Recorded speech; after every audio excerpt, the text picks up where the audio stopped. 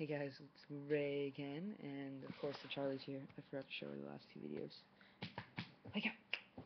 Oh, it's so hard being a dog. It's so hard being a dog. Alright, so it's time for a story. I'm going to tell you guys a little story about what happened to me a few weeks ago.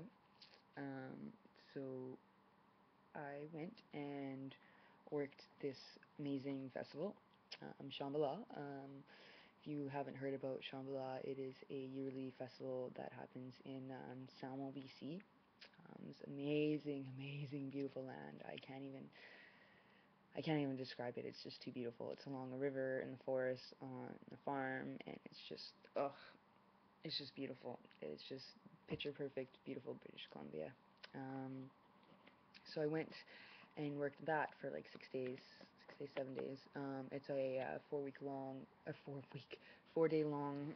There's 4 days of music festival that's in the forest. It has like multiple stages, thousands and thousands of people, and it's really sweet. So I really wanted to go this year, but I couldn't afford to. So I signed up to be on the crew, and I got accepted for a paid position, which apparently doesn't happen to a lot of people that apply for the first year. So I was pretty happy about that. So I was able to go, and sorry, I just got a text from my sister. So I was working on the parking crew, so dealing with parking like 15,000 people. Yeah, it was a little bit of madness a few nights. I worked every night from 8 p.m. till 8 a.m. So yeah, long shifts, and especially like on a big music festival, obviously there's a lot of drug use and stuff with these huge, like, it's like kind of like a rave. A lot of people see it as. So you got people just not paying attention and all over the streets, and it's good. It's quite entertaining actually. And for me, like, I don't do any sort of drugs. Like, well, I smoke weed, but I haven't experimented with anything, and I've never been on any of those like mind altering drugs. I don't drink. So for me, just to watch everyone and see, it's quite interesting. Some people are out there, and it's fun because there's a lot of like really cool costumes and things, and people really go all out. Whereas I go for more of the land that it's on instead of the whole music festival part of it, and like the camping experience and things. Okay, so to my story. So I've been working, I think it was like the fourth day, and I find out from another one of the crew members that showers are free for crew, because usually it's $5 for 5 minutes. So I hadn't even explored into the showers. So I was like, oh, I'm going to have a shower. And I had worked like a 13 and a half hour shift because the relief, it was a little late getting on, and it was just a busy night.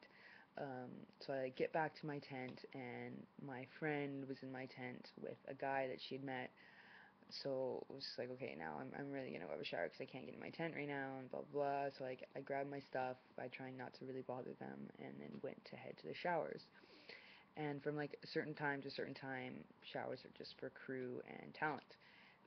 So it was just like the lineups, I guess, were a little different, whereas it's usually like men and women, so it was just like a conjoined line. So I go in, and it's just all females inside, but it's a men's side and a women's side. And then I see a guy come out, and then like the lady that's working at desk like doesn't say anything or whatever. So I ask her, like, is the side one on the men's open? And like she gives me like a weird look, like, yeah, okay, sure, go on in, kind of thing, just like kind of unsure. And so I go in, and like, I'm not knowing how they kind of are all set up, I figured you get like your own little stall area. Well, yeah, there's your own little stall area for just the shower part. That's tiny. And for changing is a nice communal bench. Yeah, not so fun for me. So I'm like, oh shit, like I'm not feeling comfortable enough to change there. So like I bring my stuff like into the little mini stall. The shower is like dripping. It's like getting everything wet. I'm like trying to change out of my stuff and put it all in this plastic bag and not get it, like, it's all super dirty because I've been like working in the mud. So trying not to get it all messed up and everything like that. And then like go to shower. My shower's broken. It's supposed to have like a pull thing. It's got like a piece of wood or whatever. So the piece of wood was broken on the pull thing. So it was just the chain, and it was broken from the pull. You had to like pull it to the side. So I'm like on my tippy toes, pulling it to the side, just yanking on it. I'm getting like marks on my hand from the chain. It's freezing cold. It's like barely even coming out. Just awkward. Guy like opens up the curtains to see if I'm done yet. Fully awkward. And I'm just like trying to just clean myself. I didn't even wash my hair. I just washed like my pits and down below and just yeah. And then like tried to like dry myself off and get changed. And yeah, it was just really awkward. Because it was broken and it was just and I had worked like 13 hours and it was just like uh that was probably an attractive face there. So yeah, it was just yeah really awkward. And then I'm coming out of the shower and then I tell the lady I'm like, hey, the shower's broken. Like the pull thing's broken and it's the top's broken as well. And she's like, okay, we'll have to look into that. And then so she turns to the next guy in line. She's like, yeah, so you just have to pull it to the side and so head on in. And the next guy in line is a guy that was on my crew that I'd been working with.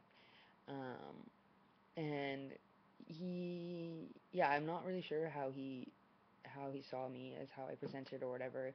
Um, he'd only seen me in like full like clothing, so he didn't see like that I had hair on my legs or armpits or whatever to see those kind of visual signs. And pretty sure he thinks that I'm female. So he gives me a look, of course, and like I just like jet out of there, and I like realize as I'm leaving, like I left my sunglasses and everything, and I'm just like whatever, like I'm just like I'm not going back in there. But I did it. I showered. I did it, and yeah, that was an experience. Definitely an experience. Cause yeah. So yeah.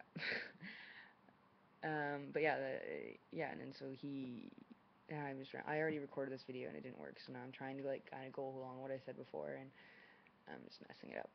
Um, but yeah, so I like get back to my tent and like try to go to sleep, or get my friend out of there and everything, and I'm just like I was in just such an anxiety of just like holy fuck, like yeah, it was just really awkward, and then it was also just making me even more dysphoric and feeling unnatural, and it's just like fuck these tits, like really.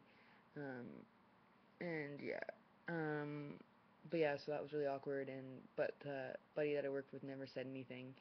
So yeah, and but yeah, everyone because like I don't know how everyone on my crew kind of see me or saw how I was perceived, but I just kind of just went with it, and however they perceive me was however they perceive me, and I didn't really say anything. I really don't like confrontation all that much. So if somebody called me she to my face, then I'd correct them. Um, but I overheard like that guy that was next in the shower, him call me she to someone else. So yeah, and yeah, so I didn't know how. Yeah, and it was just an interesting experience. But I did it, and it's done. And yeah, communal showering at Shambhala, men's side, awkward. Yeah, but I did it. And I'm gonna end this now. Damn it! I really hope this isn't freeze. My last one was pretty good, and it was really funny. And yeah, but this was not as good. But it still explains the story. So, yeah. Oh, and that now the guy that I worked, the whole crew that I worked with was just really amazing. They just accepted me as just how I was, and I don't think there was a gender issue. But since then, like that guy and I have been like friends on Facebook, whatever, and he's calling me man and bro and stuff. So I think he sorted all out himself. There wasn't anything I had to have a conversation with or anything, and yeah, just super amazing people that I met, which is usually what happens at Shambhala, because all of these good people are all directed toward each other, and yeah, so Shambhala, parking, bitches. Oh, okay, and 9-minute video, done.